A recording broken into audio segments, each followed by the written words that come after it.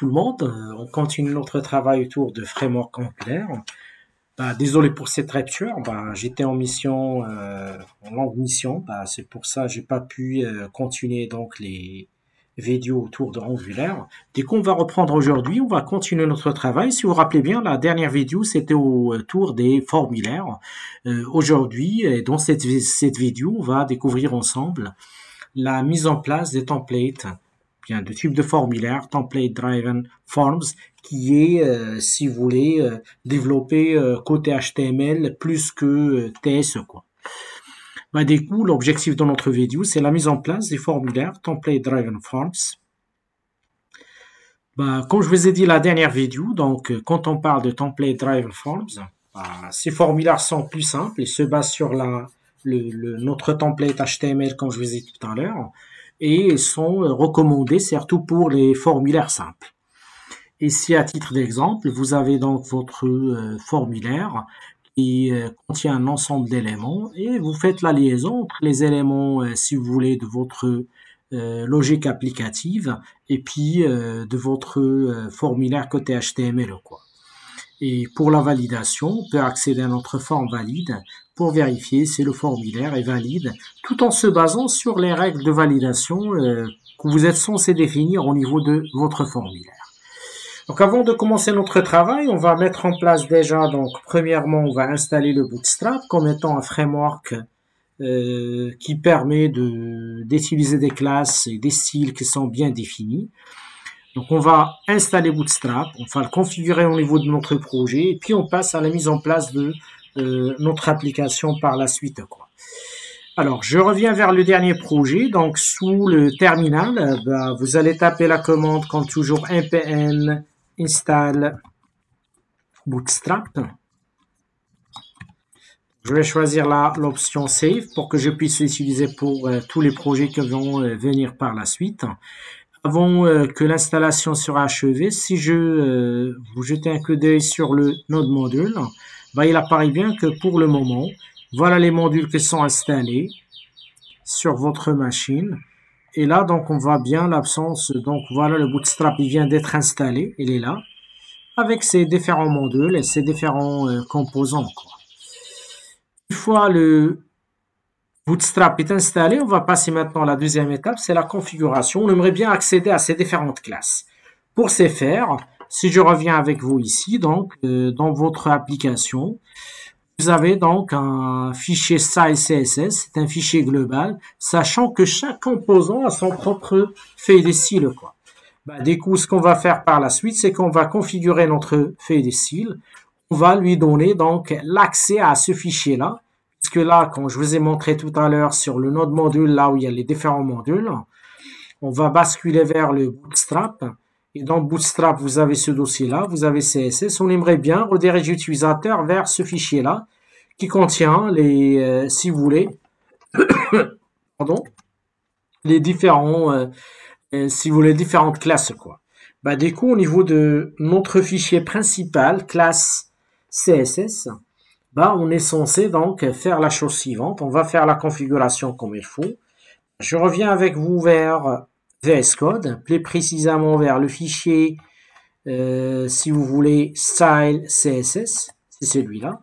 Et là, on va faire la configuration. Donc, c'est la feuille de style globale, comme il est mentionné à ce niveau-là. Sinon, si vous vous rappelez bien, lorsque vous créez un composant, automatiquement, chaque composant a sa propre feuille de style, quoi. Donc, on va faire appel à notre import et par la suite on va définir l'URL.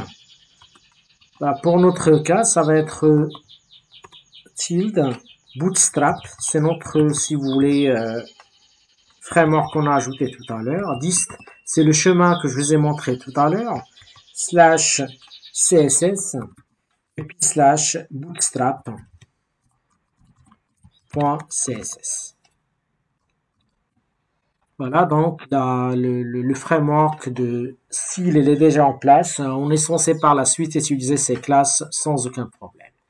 Je reviens avec vous vers le reste de la présentation. L'objectif par la suite, c'est vous montrer comment créer un formulaire sort template driven model.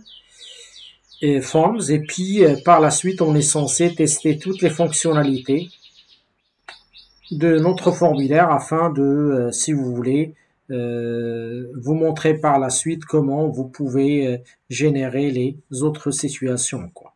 Donc on va commencer par la mise en place de notre formulaire. Du coup, on va créer déjà un composant.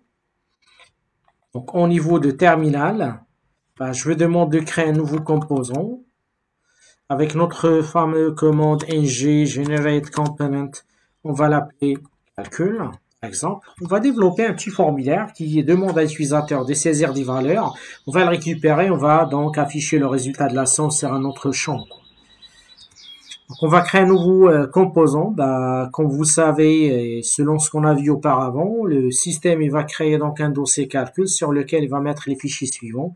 Notre template HTML, spec-test pour tout ce qui est test, test pour la logique applicative et le CSS pour notre feuille de suite. Alors sur notre formulaire, sur le SRC app, on a notre composant calcul, elle est là. On commence par la mise en place de notre formulaire. Donc, on va mettre en place notre formulaire avec notre div. Je fais appel à une classe prédéfinie dans le Bootstrap qui est le container. Pardon.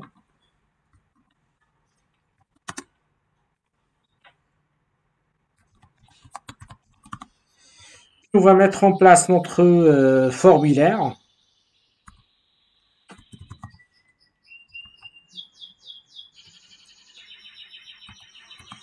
Donc, on va s'intéresser dans un premier temps à notre template.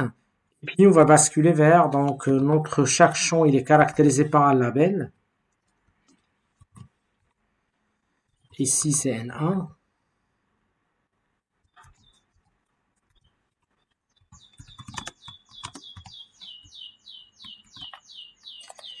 Puis notre input. Donc ça va être un champ de type number. ID ça va être N1. Name de même nom c'est N1.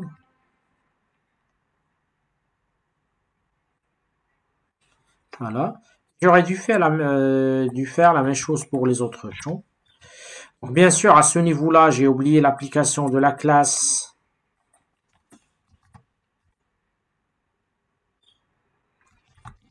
form group.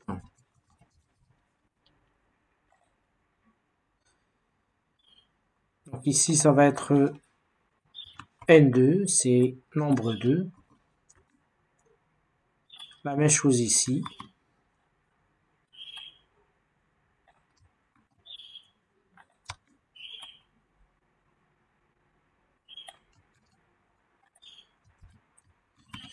J'ajoute le troisième champ qui est le champ result. On va l'appeler RS si vous voulez.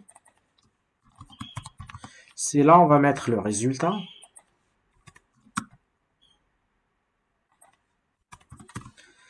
Et bien sûr, à la fin, on est censé mettre en place notre bouton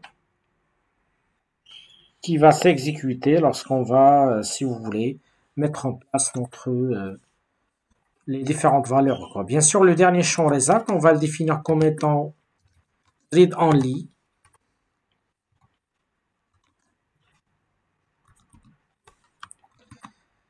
Et avant, bien sûr, le formulaire, on va ajouter notre bouton. On va l'appeler donc Sum, par exemple. Et là, on va mettre les différents éléments dont on a besoin, à savoir donc le type pour le moment. Donc, ça va être des submit, qui va nous permettre d'envoyer le formulaire, quoi. Et bien sûr, il ne faut pas oublier la classe btn success, par exemple.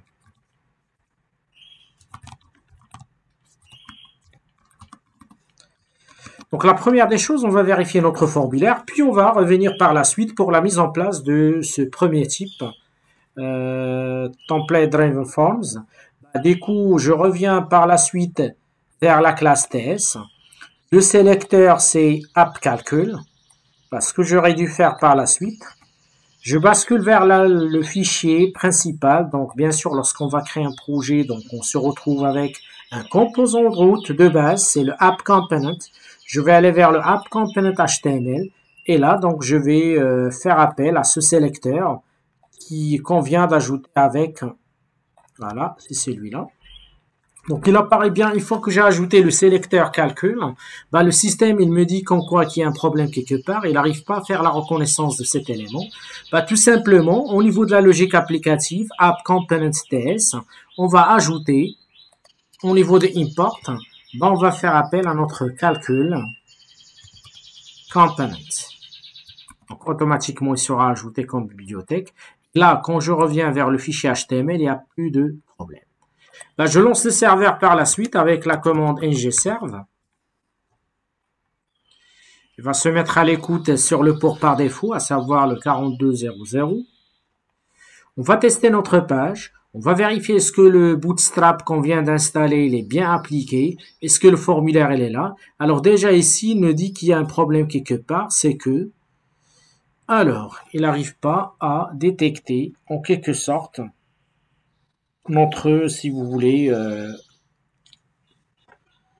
alors, you can't make. Donc on va revenir vers style. Sinon, on va faire appel à notre URL import URL et je vais mettre l'URL à l'intérieur.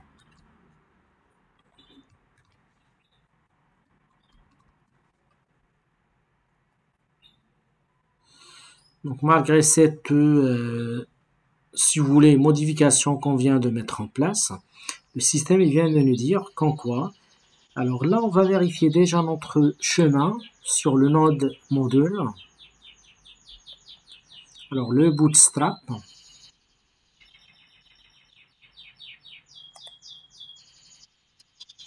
Dans notre liste CSS.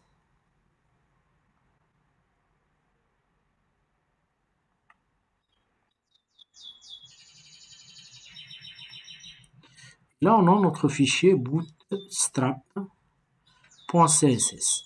Alors, pourquoi le système n'a pas pu prendre en charge cet élément?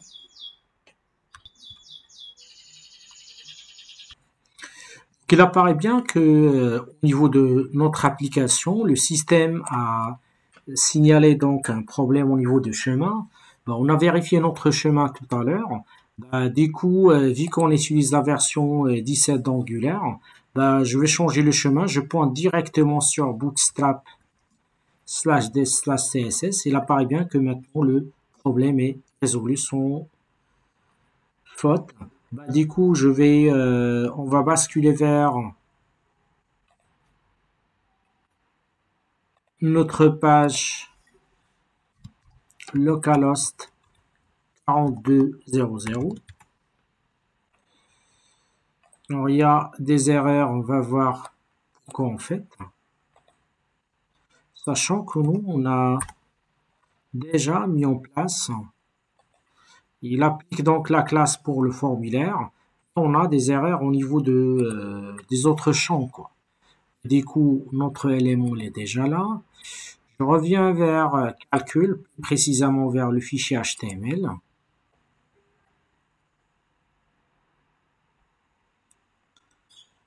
Alors, le conteneur, il est déjà là.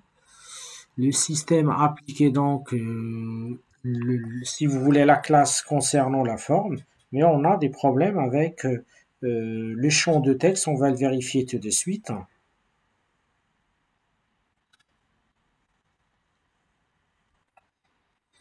Donc, il apparaît bien que au niveau de notre application, la classe qu'on vient d'appliquer n'est plus la bonne. Donc, ça va être form control.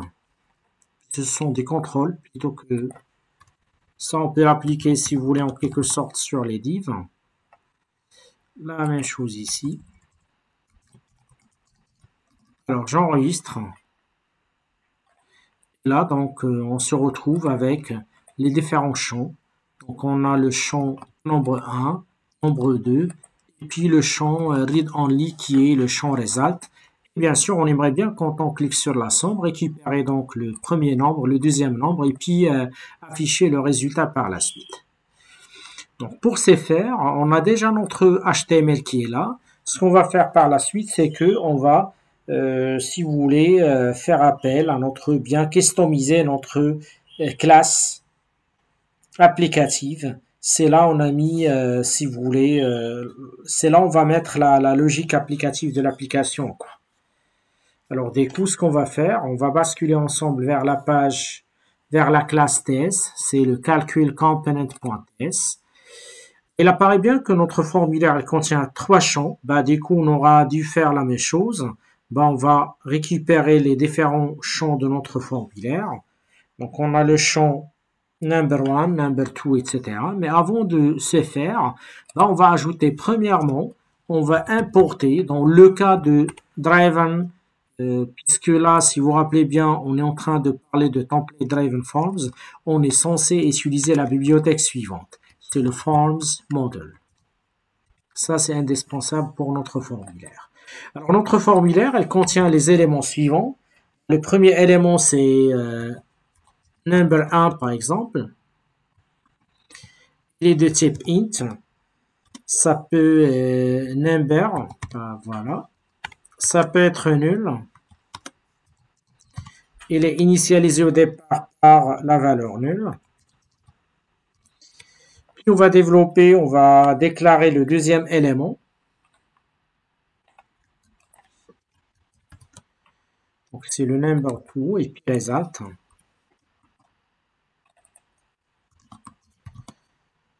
Et à la fin, on va développer notre méthode qui est censée calculer la somme. Bah, du coup, on va développer donc une méthode qu'on va l'appeler somme. Alors, le rôle de cette méthode, c'est vérifier que N1, N2 différent de nul. Si c'est le cas, il va faire le calcul. Donc, on va lui demander de tester si number 1 différent de nul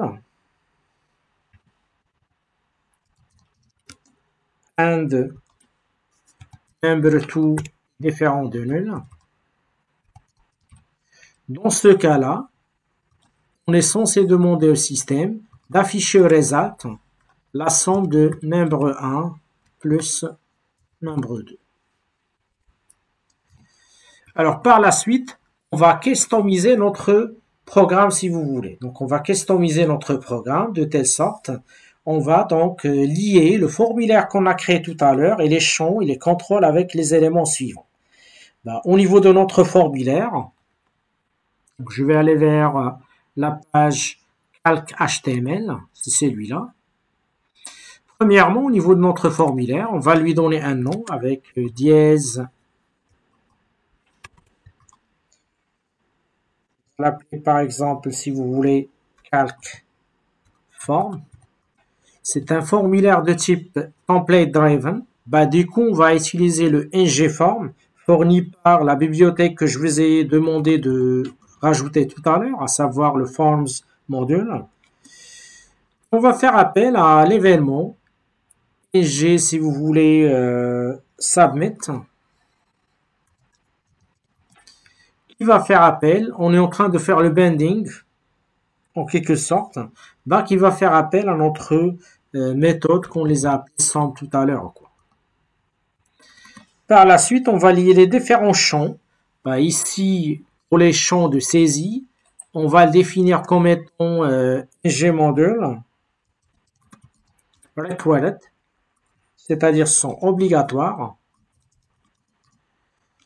Et puis, on va faire des bindings avec tout binding, si vous vous rappelez bien, qu'on les a vus lorsqu'on a travaillé avec les relations entre les modèles. Alors ici, je fais appel à l'élément qui est défini dans la classe core. Donc c'est number 1. Et j'aurais dû faire la même chose pour les autres. Donc, je vais prendre celui-là. Je suis en train de faire la liaison, la correspondance entre les champs de mon formulaire et puis les attributs de ma classe core. Ici, ça va être result. Il y a des erreurs, on va voir par la suite pourquoi le système génère ces exceptions. Je survole et me dit qu'en quoi il y a des erreurs, un template. Tout simplement puisque tout à l'heure, normalement, l'initialisation, on les a fait au niveau de calc component TS. On a déjà donc déclaré le formulaire et on va lui demander de l'importer ou quoi. Bah, du coup, à ce niveau-là, je dois demander au système d'importer le formulaire et là, je lui demande de remarquer qu'il n'y a plus d'erreur et notre page HTML qu'on a créée. Donc, il fait la reconnaissance, c'est-à-dire les éléments suivants fait appel notre, si vous voulez, bien sûr, j'ai oublié ici le required qui veut dire c'est obligatoire.